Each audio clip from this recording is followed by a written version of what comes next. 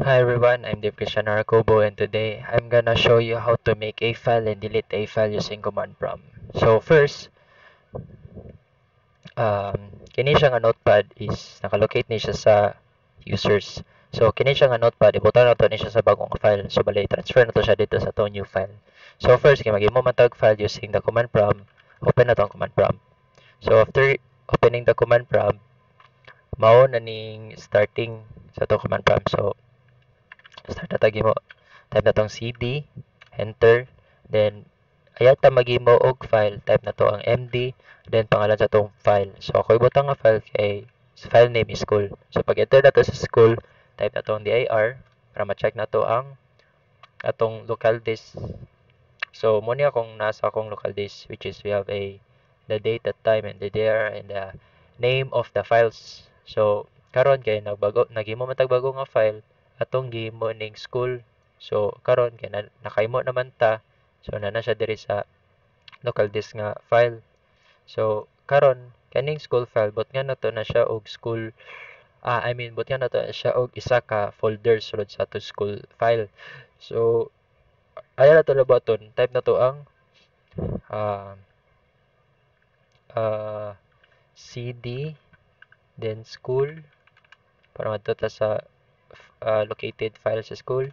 Then after that, type na to ang dir. So karon wala pa man ta nakahimo, mao pa niya to makita karon kay wala pa man ta nakahimo atong school school file sulod sa wala pa ta nakahimo og file sa atong sulod sa atong school file. So karon bot nga na nato siya og isa ka another folder, which is karon maghimo ta.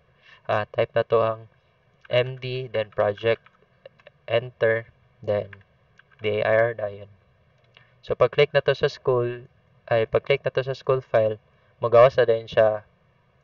Pag-click na to sa school, automatically dayon nga nalalin siya bago nga another folder sulod sa tong school file, which is kining project kay diri man ta nagimo. So pag imo na to project sa school file, na direct na din siya sulod sa tong school file nga project. So ato galita sa file para dili mo maglibog.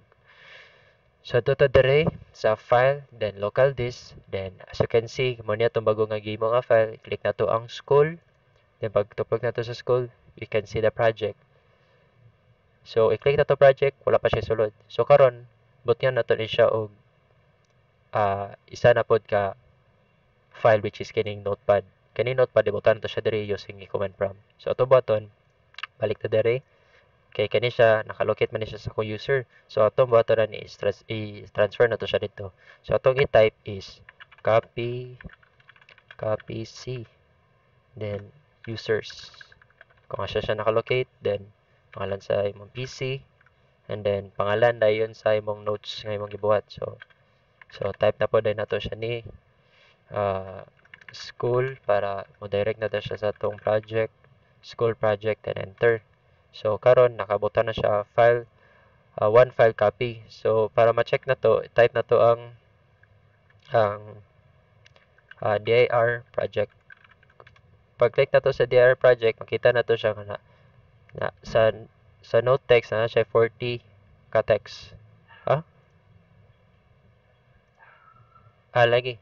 Sa sulod sa to project na siya isa ka file. So ato buhaton na ni is i-run na to ni atong text diri sa atong command prompt. So atong button, type na to ang cd, then project, and then sulod ng project, type notes txt.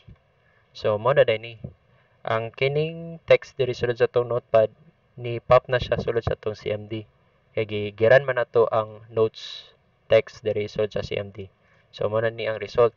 So after that, um, proceed na dayon ta sa delete ka file. Kaya to button na ni is to make and to delete. So after doing that, kay nabuhat naman nato ang making a file, i-delete na po nato siya karon. So after doing that, um, type na to ang del to delete. So delete notes txt. So i-delete na. After deleting it, check na to if napa ba. So pag check na to, nawala na po tong text nga file, which is kini. Tato kita diri sa file. File, then school, project, then empty na. Nawala na po da yung tong note. So atong button, kini na po ang project ato i-delete. So extra na to. Do to sa project, then type na to ang cd dot enter, then after clicking that, type na to ang rmdir s sq, then project. So kini siya, pag enter na to ni ma-delete na to file.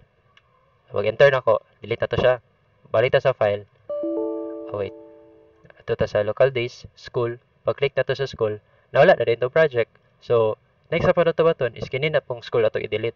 So after delete that, balik ta po to diri sa command prompt, and then type na to ang um, kading dir. Double check na to diri.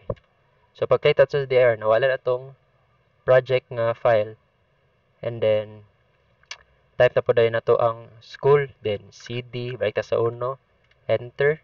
Then pag enter na to, type na to ang rmdir sq school. So pag enter na to ani, na-delete na dayon tong school nga file nga tong gihimo. Tong first atong gihimo nga file. So pag delete niya, double check na po na to if na-delete pag yun. So pag check na to otro, kita na po na to tong intro nga tong gibuhat earlier. So nawala na dayon tong school nga naka-direct diri nga part. So yes, that's how you make and to delete a file using command prompt. So that's all. Thank you.